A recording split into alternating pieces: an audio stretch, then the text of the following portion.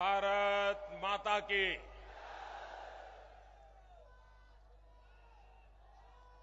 नेपाल के भी उस पार आपकी आवाज जानी चाहिए। भारत माता की। मंच पर विराजमान भारतीय जनता पार्टी के अध्यक्ष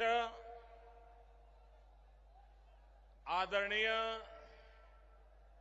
श्री राजनाथ सिंह जी, उत्तर प्रदेश भारतीय जनता पार्टी के नींव के पत्थर, गांव गरीब किसान के लिए जीवन खपाने वाले आदरणीय कल्याण सिंह जी, प्रदेश भारतीय जनता पार्टी के अध्यक्ष श्रीमान लक्ष्मी नारायण वाजपेयी जी,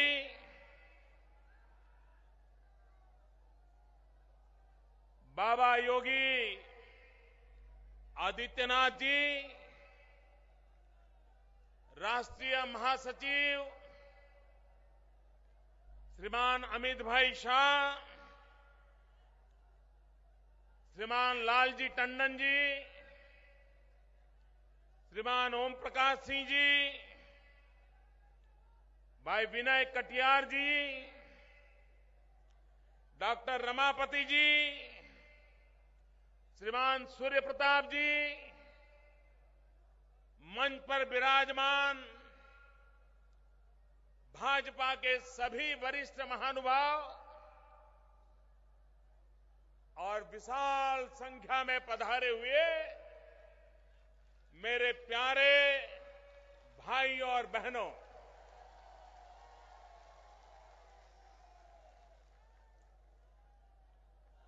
ये ब्रह्मा की तपोभूमि है।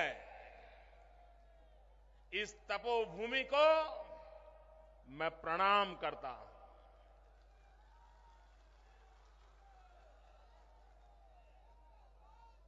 मेरे जीवन में ब्रह्मा जी की इस तपोभूमि का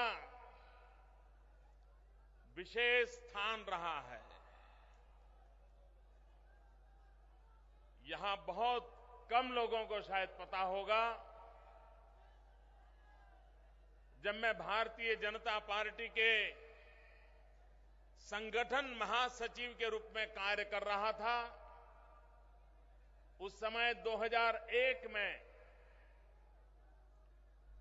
यहां की चुनावी तैयारियों को लेकर के हर विधानसभा क्षेत्र का रिव्यू करने के लिए मेरा दौरा चल रहा था।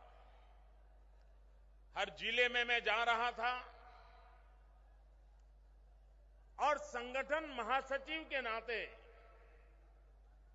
मेरा आखिरी कार्यक्रम बहराइच में हुआ था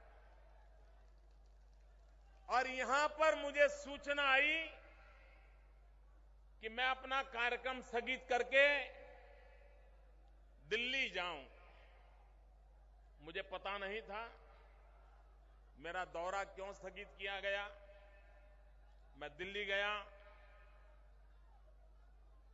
वहां और कामों में व्यस्त रहा, लेकिन अचानक बाद में मुझे सूचना मिली कि मुझे अब संगठन महासचिव का काम नहीं करना है। बहराइच संगठन महासचिव के नाते मेरा आखिरी कार्यक्रम हुआ और बाद में भारतीय जनता पार्टी ने मुझे मुख्यमंत्री का दायित्व दिया। मुझे गुजरात जाना पड़ा और एक नई जिम्मेवारी को मैंने प्रारंभ किया और एक प्रकार से संगठन महासचिव का आखिरी कार्यक्रम मेरा ब्रह्मा जी की इस तपोभूमि में हुआ था और इसलिए भी मेरे लिए इस स्थान का अत्यंत महत्व है और इसलिए भी मैं फिर एक बार इस तपोभूमि को प्रणाम करता हूं। भाइयों बहनों, मौसम बदल रहा है।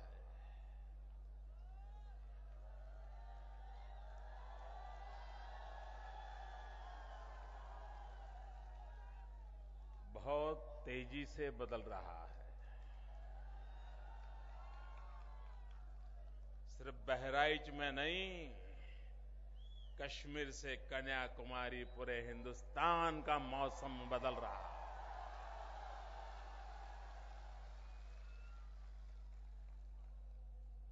और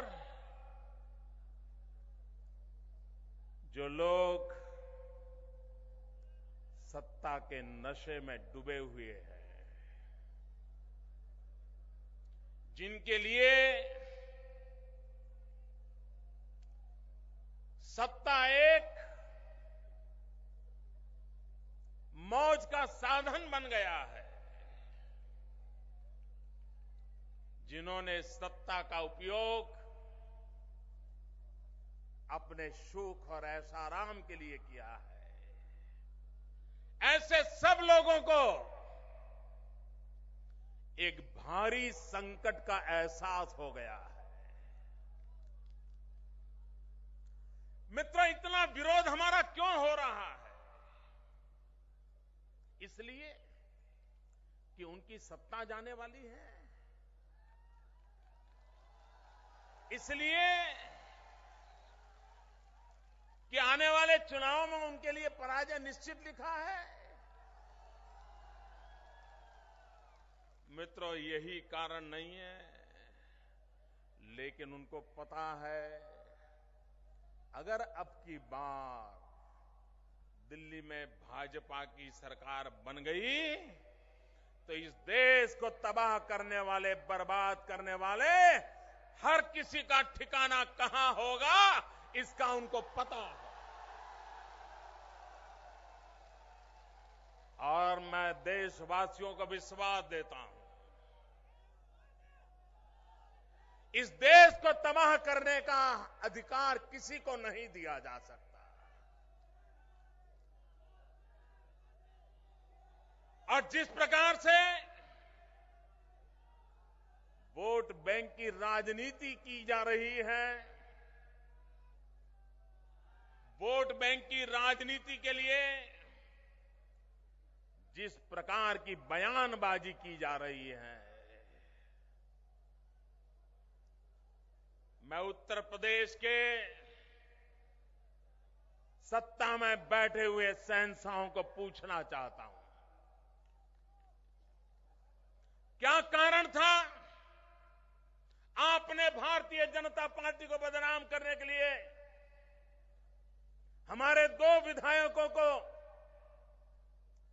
जेल में बंद कर दिया और आप कानून के सामने टिक नहीं पाए? और जब न्यायपालिका ने उनको छोड़ दिया तो दूसरे कानून लगा करके दोबारा अंदर कर दिया, उनको भी मुक्त कर दिया। मैं उत्तर प्रदेश के नागरिक भाइयों बहनों से कहना चाहता हूं, ये वोट बैंक की राजनीति के खातिर गुनहगारों को जेल में बंद करने की ताकत नहीं रखते, निर्दोष लोगों को जेल में बंद करने के हथकंडे कर रहे हैं। भाइयों बहनों, एक के बाद एक जिस प्रकार से घटनाएं घट रही हैं, ऐसा लगता है जो लोग मोदी को गुजरात में परास्त नहीं कर पाए, 3 चुनावों में जिन्हें मुंह की खानी पड़ी,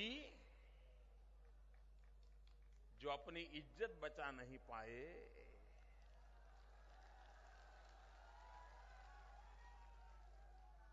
जिन्हें लगता है कि लोकतांत्रिक तरीके से तो भाजपा को अब रोका नहीं जा सकता, मोदी को रोका नहीं जा सकता, इन्होंने दूसरे तौर तरीके अपनाए हैं। कभी सीबीआई को पीछे लगा दो, कभी इंडियन मुजाहिदीन को खुली छूट दे दो,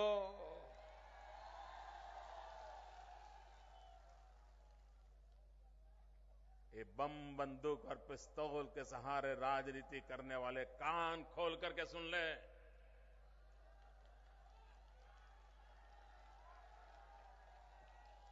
हम दूसरी मिट्टी की पैदावार है।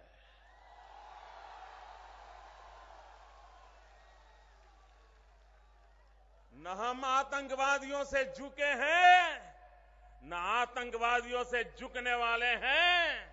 हम आतंकवादियों को झुकाकर रहेंगे, जड़ मूल से साफ करके रहेंगे। निर्दोष नागरिकों पर जुल्म नहीं होना चाहिए। अगर हिम्मत है, लोकतांत्रिक तरीके से मुकाबला करो, जाओ जनता के बीच में जाओ। ये बुज़दिल की तरह पीठ पर वार कर रहे हो। और यह देश कभी भी आतताइयों के सामने झुका नहीं है। अरे ब्रिटिश सल्तनत ने कितने जुल्म किए थे, लेकिन उसके बावजूद भी यह देश सच्चाई के लिए लड़ता रहा है। आतंकवादियों की गोलियां हिंदुस्तान को उसकी यात्रा से रोक नहीं सकती है। यह देश आगे बढ़ने वाला है। यह देश विकास की नई ऊंचाइयों को पार करने वाला है। और भाइयों बहनों, मुझे तो लगता है अगले चुनाव में ये सपा, ये बसपा, ये कांग्रेस, इनकी तिकड़ी चुनाव के मैदान में नहीं आएगी। ये इनकी तिकड़ी चुनाव के मैदान में नहीं आएगी। अगले चुनाव में तो मुझे लगता है सीबीआई, इंडियन मुजाहिदीन, यही लोग चुनाव का मोर्चा संभालेंगे ताकि कांग्रेस को बचा सकें। भाइयों बहनों, हिंदुस्तान के लोकतंत्र के साथ खिलवाड़ हो रहा है। हमारे बिहार के भाई बहन छठ पूजा का उत्सव मनाते हैं। दिवाली से भी ज्यादा छठ पूजा का महात्म्य होता है। लेकिन उसी छठ पूजा के पहले आतंकवादियों ने निर्दोष लोगों को मौत के घाट उतार दिया। किसी ने अपना पति खोया, बच्चों ने अपना बाप खोया, मां ने अपना लाडला खोया। वो छठ पूजा कैसे मनाएगी? और उनका गुनाह क्या? उनका यही गुनाह, वो भारत मां की जय बोलते थे और इसलिए उनको मौत के घाट उतार दिया जाए। क्या लोकतंत्र में हिंसा को जगह होती है? आतंकवाद को जगह होती है? बम बंदूक की राजनीति को जगह होती है? भाइयों बहनों, लोकतंत्र में हिंसा का कोई स्थान नहीं होता है। लोकतंत्र में हर एक को अपनी आवाज उठाने का अधिकार होता है और इसलिए भाइयों बहनों, इस देश में लोकतंत्र पे हमले हो रहे हैं। आपको जानकर के हैरानी होगी, अभी भारत सरकार के सूचना प्रसारण मंत्रालय ने हिंदुस्तान के टीवी मीडिया वालों को एक एडवाइजरी जाहिर दी है, एक आदेश जारी किया है। क्या आदेश दिया है? आदेश इस बात का दिया है कि 15 अगस्त को प्रधानमंत्री लाल किले से भाषण कर रहे थे। ये मीडिया वालों की क्या औकात कि उन्होंने गुजरात के मुख्यमंत्री को भी टीवी पर लाइव दिखा दिया और प्रधानमंत्री के बराबर क्यों दिखा दिया? उस पर रोक लगनी चाहिए, ये हुक्म किया है मित्रों। लेकिन हुक्म कब किया? अभी एक हफ्ते पहले किया। 15 अगस्त की घटना और आदेश कर रहे हैं अभी हफ्ते पहले। हफ्ते पहले क्यों करना पड़ा? उनको चिंता प्रधानमंत्री की गरिमा की नहीं है। उनको चिंता प्रधानमंत्री का भाषण लाइव टेलीकास्ट होता है, सामने मोदी का क्यों होता है, उसकी चिंता नहीं है।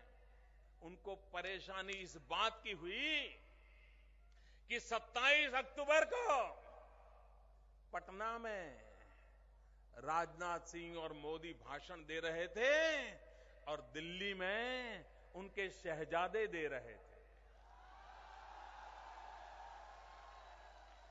और मीडिया वालों ने गलती ये की कि शहजादे को दिखा तो रहे थे लेकिन सुनाने नहीं देते थे। वहां दिखते थे भी मोदी, सुनाई भी देते थे मोदी। पूरी कांग्रेस पार्टी बौखला गई, बेचैन हो गई। उन्होंने आदेश जारी कर दिया, खबरदार मोदी को लाइव टेलीकास्ट किया तो।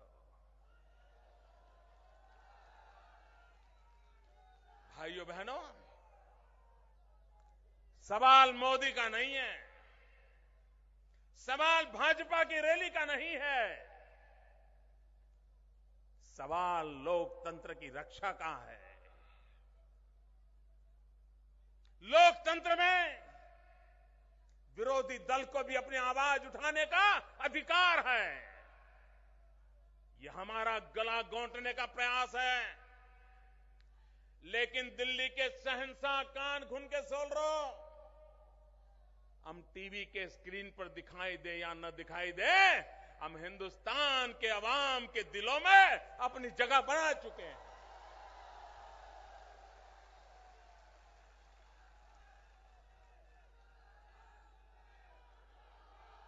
भाइयों बहनों, कांग्रेस पार्टी ने और उसके चेले चपाटों ने 60 साल तक इस देश में राज किया है। क्या मिला आपको? भाइयों बहनों, बताइए मुझे, आपके गांव में जो गरीब है उसकी गरीबी में कोई फर्क पड़ा है? 60 साल में उसके जीवन में कोई बदलाव आया है? जो नौजवान बेरोजगार है उसको रोजी रोटी का प्रबंध हुआ है? जिस खेत को पानी चाहिए उसे पानी मिला है? जिस बीमार को दवाई चाहिए दवाई मिली है? भाइयों बहनों, क्या इस देश पे राज करने वाले लोगों को इसका जवाब देना चाहिए कि नहीं देना चाहिए? इन्होंने जवाब देना चाहिए कि नहीं देना चाहिए? ये जवाब देते हैं, ऊपर से हम पर गाली गलौज कर रहे हैं, हम पर आरोप लगा रहे हैं। अरे राज आप कर रहे हो, सरकार आप चला रहे हो, शासन की बागडोर आपके हाथ में है, देश बर्बाद हो रहा है और जिम्मेवारी हम पे डाल रहे हो। ये कौन सा तरीका है? अरे जवाब दीजिए, आपने देश को जो वादे किए थे वो वादे पूरे क्यों नहीं किए? मैं तो हैरान हूं भाइयों, जिस राज्य ने 8 प्रधानमंत्री दिए और ये लखनऊ के 100 किलोमीटर रेडियस में कितने बड़े बड़े दिग्गज नेता है, कितने बड़े बड़े दिग्गज लोगों को चुन करके भेजा है, पूरे देश की बागडोर लेके बैठे हैं। यहां की जनता के सुख के लिए वो क्या कुछ नहीं कर सकते हैं? सब कुछ कर सकते हैं मित्रों। मैं तो एक छोटे से राज्य का मुख्यमंत्री हूं, लेकिन अगर मन में ठान ली तो जनता की भलाई के 50 काम कर सकते हैं, वो क्यों नहीं करते? आपने उनको चुन करके बार बार भेजा है, हिंदुस्तान के तख्त नसीन पे बिठाया है। उनकी इच्छा के बिना सरकारें चलती नहीं है। आपकी भलाई के लिए कुछ किया इन लोगों ने? कुछ किया मित्रों? कब तक झेलोगे इन लोगों को? और इसलिए मैं कहने आया हूं भाइयों बहनों, बहुत हो चुका, अब इनका जाने का वक्त आ चुका है। देश 21वीं सदी में इन लोगों को झेलने के लिए तैयार नहीं है। भाइयों बहनों, इन 60 साल में जिस उत्तर प्रदेश ने इतने प्रधानमंत्री दिए, जिस इतने उत्तर प्रदेश ने 4 पीढ़ी के नेताओं को जन्म दिया, इन्होंने पूरे देश का कुछ न किया होता, अकेले उत्तर प्रदेश की भलाई का काम किया होता ना, अकेले उत्तर प्रदेश का। मित्रों, अकेले उत्तर प्रदेश को कठिनाइयों से मुक्त किया होता, यहां पर व्यवस्थाएं खड़ी की होती। मित्रों, मैं विश्वास से कहता हूं, अकेला उत्तर प्रदेश आगे बढ़ा होता ना, तो भी पूरा हिंदुस्तान अपने आप आगे बढ़ जाता। यह देश गरीब देशों की श्रृंखला में नहीं होता, लेकिन उनको तो सिवाय वोट बैंक की राजनीति करना और किसी काम में रुचि नहीं है। और इसी का परिणाम है मित्रों, उनको किसी काम में रुचि नहीं है। अगर उनको करना है तो वोट बैंक की राजनीति करने के लिए इंडियन मुजाहिदीन के अड्डे बनते चले जाएं, उनको उनका संरक्षण मिलता चला जाए, उनकी कुर्सी सलामत रहे, देश का नागरिक सलामत रहे या न रहे, इसकी उनको परवाह नहीं है। भाइयों बहनों, कभी कभी गुजरात की बात आती है तो ये सुनाते हैं, अरे भाई गुजरात तो पहले से ही डेवलप है, गुजरात की बात छोड़, ऐसा कहते हैं।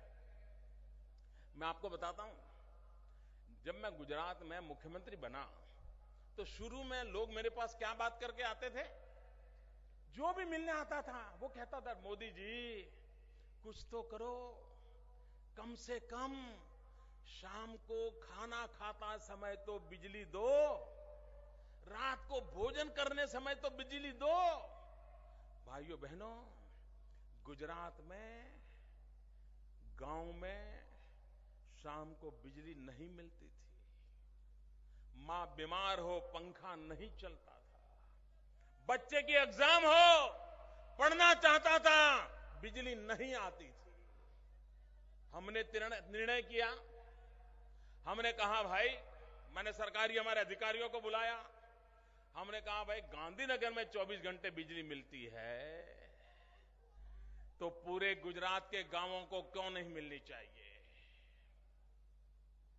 हमारे अफसर ने कहा साहब संभव नहीं है, क्योंकि 2000 मेगावाट बिजली की कमी थी।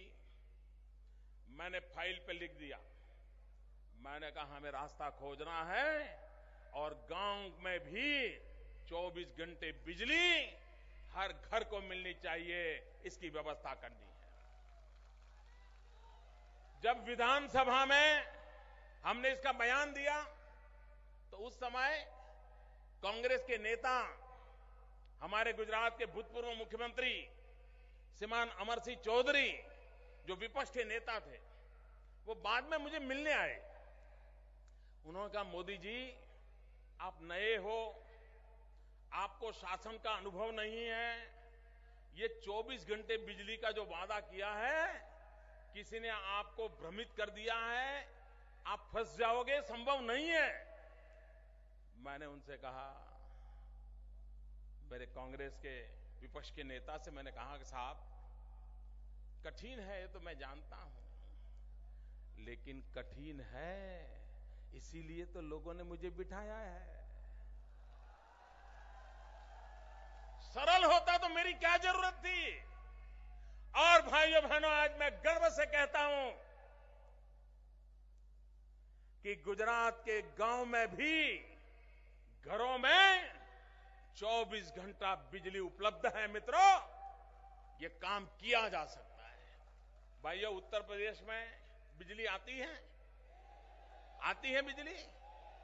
मित्रों, मैं जब यहां संगठन के लिए उत्तर प्रदेश में दौरा करता था तो यहां लोग बातें जो करते थे मैं सुन के हैरान था। लोग कहते थे, अंदर अंदर बात करते हैं ना, बोलते थे, यार मेरे यहां पिछले मंगल को आई थी, वो कहता है यार तेरे यहां आई थी, यार हमारे यहां तो 1 हफ्ते से आई नहीं है। मित्रों, उत्तर प्रदेश में बिजली का जाना ये खबर नहीं है, बिजली का आना ये खबर बन जाती है। लोग चर्चा करते हैं, यार पिछले मंगल को आई थी, कोई कहता है बुधवार को आई थी। इंसान इंतजार कर रहा है बिजली कब आएगी। भाइयों बहनों, क्या बिजली, अभी हमारे आपके नौजवान मुख्यमंत्री, मैंने सुना है कि उनके क्षेत्र में तो बिजली मिलती है, बाकी बिहार उत्तर प्रदेश को बिजली देने की उनको चिंता नहीं है। दूसरे खां साहब हैं, उन खां साहब के इलाके में भी बिजली जाती है, लेकिन उत्तर प्रदेश को बिजली नहीं दी जाती है।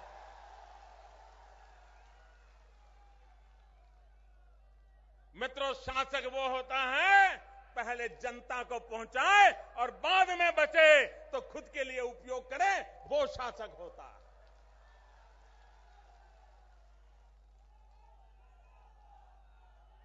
उत्तर प्रदेश के मुख्यमंत्री नौजवान है,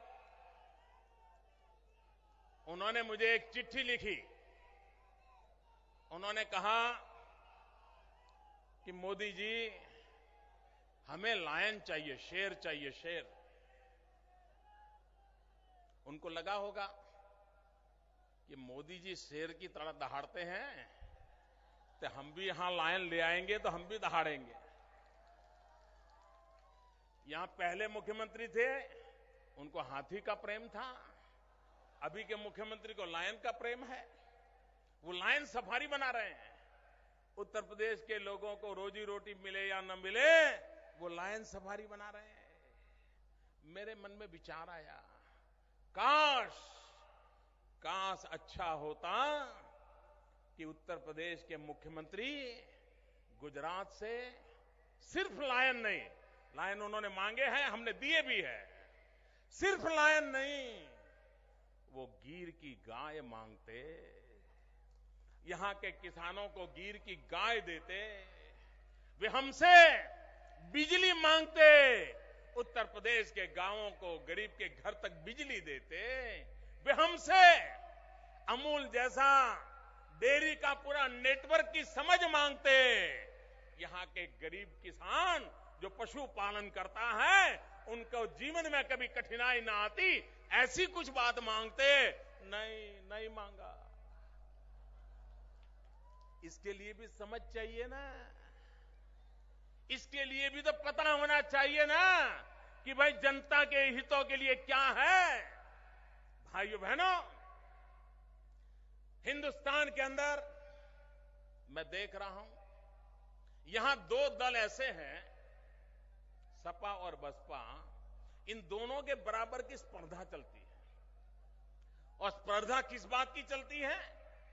उनके बीच में स्पर्धा इस बात की चलती है कि सबसे ज्यादा क्रिमिनल किसके खेमे में है।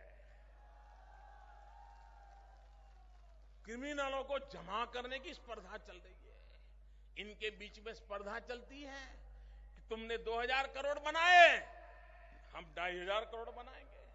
तूने 5000 करोड़ बनाए, हम 7,000 करोड़ बनाएंगे। करप्शन की स्पर्धा चल रही है मित्रों। ये ऐसे दल हैं जिनको आपका भला कैसे हो, आपकी समस्याओं का समाधान कैसे हो, इसकी स्पर्धा करने की रुचि नहीं है। और इसलिए भाइयों बहनों, आप देखिए, सपा बसपा दोनों दिल्ली की सरकार को बचा रहे हैं, टिकाए रखे हैं। उनको पता है कि उनके समर्थन के बिना दिल्ली की सरकार नहीं चल सकती है।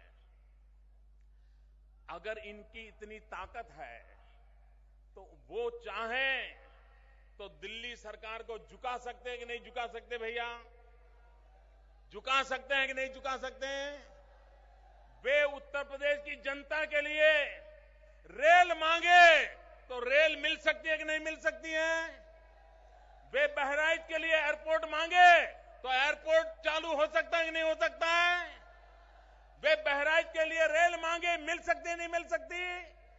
वो यहां गन्ने के किसानों के लिए दाम मांगे, मिल सकते हैं कि नहीं मिल सकते? वो यहां के नौजवानों के लिए रोजगार मांगे, मिल सकते हैं कि नहीं मिल सकते? लेकिन ये नहीं मांग रहे हैं।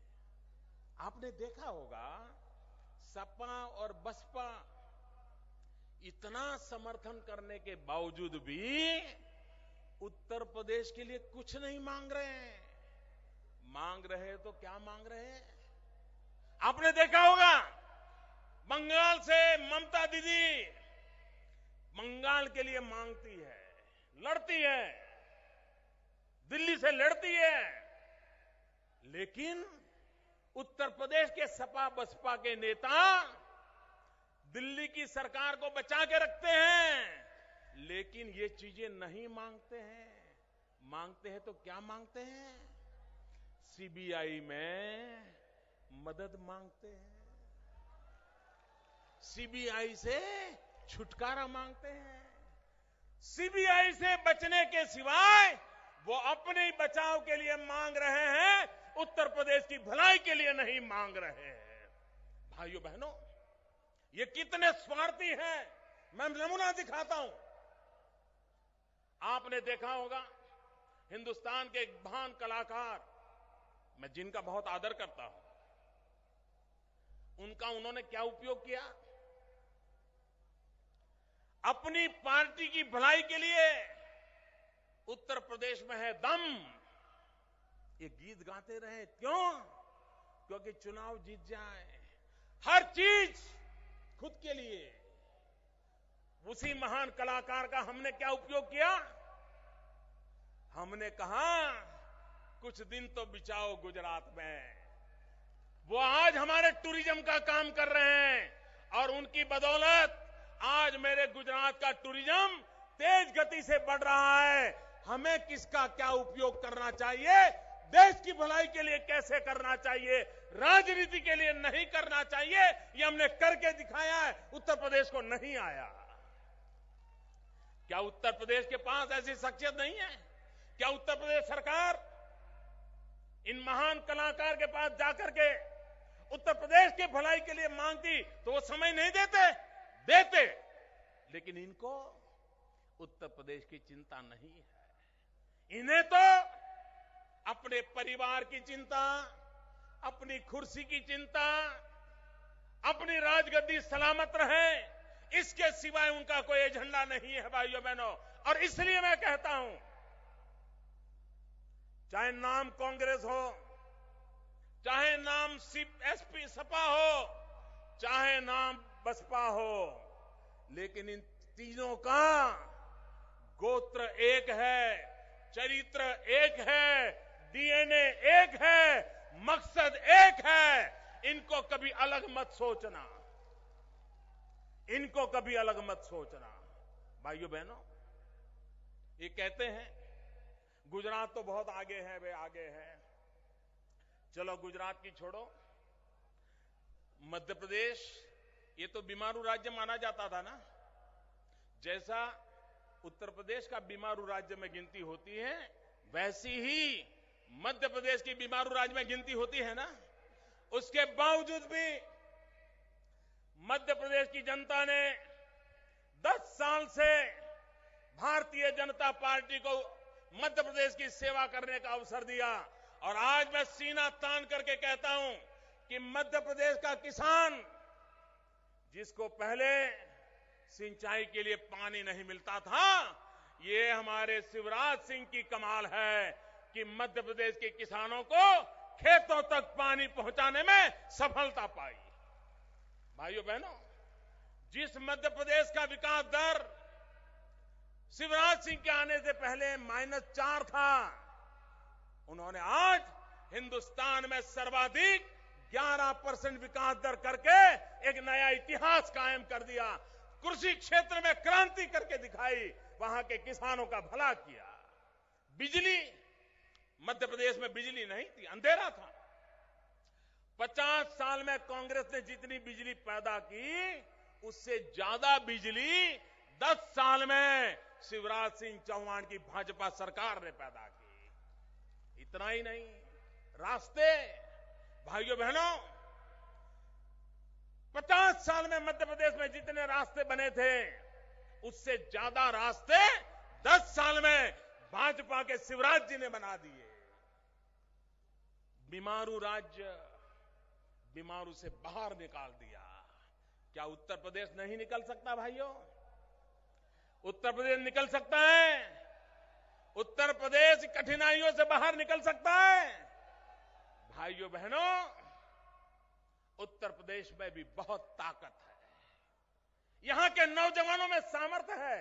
और मैं तो उत्तर प्रदेश की ताकत को भली भांति पहचानता हूं। उत्तर प्रदेश का कोई जिला ऐसा नहीं होगा, कोई तहसील ऐसा नहीं होगा, जिसके नौजवान मेरे गुजरात में न रहते हो। इतनी मेहनत करने वाले लोग हैं, इतनी ईमानदारी से काम करने वाले लोग हैं। ये जहां भी काम करते हैं, मिट्टी का सोना बना देते हैं। ये ताकत उत्तर प्रदेश के नौजवानों में है। अगर उत्तर प्रदेश से गुजरात आकर के गुजरात का भला कर सकते हैं, अगर उनको अवसर मिले नौजवानों को, तो उत्तर प्रदेश का भला हो सकता है कि नहीं हो सकता है? इसलिए भाइयों बहनों, हमारा मकसद है हमारे देश के नौजवानों को अवसर देना, हमारे देश के नौजवानों को ताकत देना। ईश्वर ने उसको 2 हाथ दिए हैं, उसको कौशल्य देना, हुनर देना, स्किल डेवलपमेंट करना। मेरे देश के नौजवान को रोजी रोटी के लिए भटकना न पड़े, ये व्यवस्था करनी पड़ेगी। भाइयों बहनों, आज मैं हैरान हूं, ये इंटरव्यू क्यों होते हैं भाई? गरीब बेटे को रोजगार मिलता है क्या? जब इंटरव्यू का कॉल आता है तो वो बेचारा खोजता है किसकी सिफारिश करे, किसी की पहचान ढूंढे, किसी नेताजी का कुर्ता पकड़े, किसी बाबू के घर जाके कोई मदद ले ले, तब जाकर के नौकरी का नंबर लगेगा। ऐसा होता कि नहीं होता है? भाइयों बहनों, मैंने एक छोटा प्रयोग किया गुजरात में। अभी तो मैंने छोटा प्रयोग किया। मेरे यहां टीचर की भर्ती करनी थी। हमने कहा नो इंटरव्यू, कोई इंटरव्यू नहीं, कोई सिफारिश नहीं, कोई रिश्वत नहीं, कोई भाई भतीजावाद नहीं। उसके जो एग्जाम के मार्क आए हैं कंप्यूटर में डालो, और जिसका नंबर पहले 100 में है उसको ऑर्डर दे दो, और नौकरी पर लग गया। कोई सिफारिश की जरूरत नहीं पड़ी मित्रों। भाइयों बहनों, हमारे यहां गोंडा है, बलरामपुर है, इस इलाके में गन्ने की खेती करता है हमारा किसान। अब जमीन तो बढ़ने वाली नहीं है, उतनी ही जमीन में गुजारा कर रहा है। उपाय क्या? जमीन के टुकड़े होते जा रहे हैं, परिवार बढ़ता जा रहा है, भाइयों के बीच जमीन बांटी जा रही है, उपाय क्या? भाइयों बहनों, हमें अगर किसान को बचाना है तो हमें उत्पादकता बढ़ानी पड़ेगी, प्रोडक्टिविटी बढ़ानी पड़ेगी। मित्रों, गुजरात में भी कुछ इलाके हैं जहां गन्ने की खेती होती है। आपके यहां तो 100 से ज्यादा शुगर मिल है, मेरे यहां 15 से करीब करीब शुगर मिल है। लेकिन हमारे यहां जितनी शुगर मिल है वो कोऑपरेटिव है। आपके यहां मालिक बैठे हैं और गन्ने के किसान को दाम नहीं मिल रहा है। मुझे अभी बताया गया 6,000 करोड़ रुपया, 6,000 करोड़ रुपया किसानों के दमा करके रखे। मित्रों, हमारे यहां विजयादशमी के दूसरे दिन शुगर मिल अपना काम चालू कर देती हैं। मुझे यहां बताया गया दिवाली चली गई, अभी तक शुगर मिलें शुरू नहीं हुई है। मित्रों, ये हमारे किसानों के साथ जुल्म है कि नहीं है? क्या नियम नहीं बन सकते? इतना ही नहीं, उत्पादकता भी बढ़ सकती है।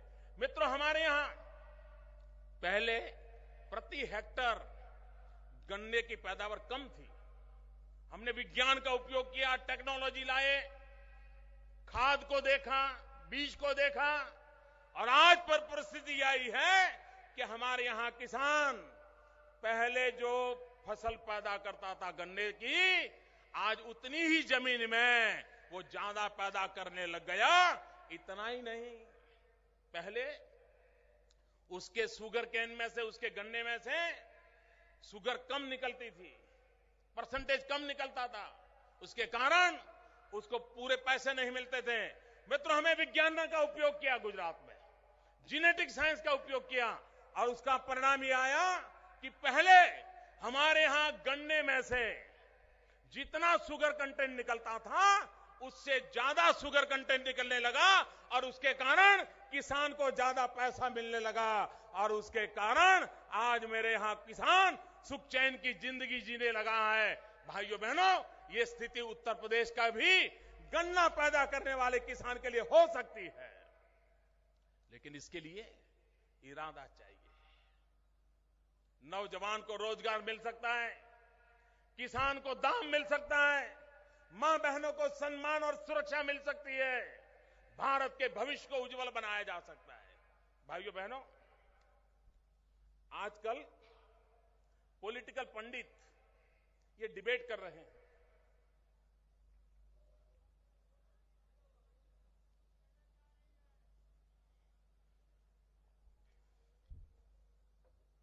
आजकल पॉलिटिकल पंडित ये डिबेट कर रहे हैं, भाई भाजपा का घोड़ा तो विनिमय है, लेकिन यहां तक पहुंचेगा, कोई कहता है वहां तक पहुंचेगा, कोई कहता है वहां तक पहुंचेगा। ये गिनती चल रही है ना, कोई 180 बोलता है, कोई 200 बोलता है, कोई 220 बोलता है। ऐसा सुना है ना आपने? सुना है ना? जो लोग राजनीतिक अस्थिरता के सवालिया निशान खड़े करते हैं, मेरे उत्तर प्रदेश के भाई, अगर उत्तर प्रदेश अकेला प्रगति करे तो पूरे हिंदुस्तान की गरीबी मिट सकती है। उसी प्रकार से अकेला उत्तर प्रदेश तय करे तो हिंदुस्तान में राजनीतिक स्थिर और मजबूत सरकार भी दे सकता है। और इसलिए हिंदुस्तान का भाग्य विजेता उत्तर प्रदेश है, हिंदुस्तान का भाग्य नियंता उत्तर प्रदेश है, राजनीतिक स्थिरता की ताकत भी उत्तर प्रदेश के पास है। मैं आज अनुरोध करने आया हूं, मैं प्रार्थना करने आया हूं मेरे उत्तर प्रदेश के भाइयों बहनों, यही भूमि है जिसने हिंदुस्तान को हजारों साल से गौरव दिया है। आज फिर से एक बार गंगा यमुना की इस पवित्र भूमि, राम और कृष्ण की पवित्र भूमि हिंदुस्तान की रक्षा करने के लिए आगे आए, हिंदुस्तान का भाग्य बदलने के लिए आगे आए, हिंदुस्तान को स्थिर शासन देने के लिए आगे आए, हिंदुस्तान के अंदर प्रगतिशील सरकार देने के लिए आगे आए और फैसला करें कि हम उत्तर प्रदेश के लोग हिंदुस्तान का भाग्य बदल देंगे और आने वाले लोकसभा के चुनाव में एक नई ताकत के रूप में उभरेंगे। इसी अपेक्षा के साथ मेरे साथ बोलिए भारत माता की। दो मुट्ठी बंद करके पूरी ताकत से बोलो दोस्तों। इंडियन मुजाहिदीन के लोग यहीं पर कांप जाए। भारत माता की, भारत माता की, भारत माता की, भारत माता की, भारत माता की, भारत माता की।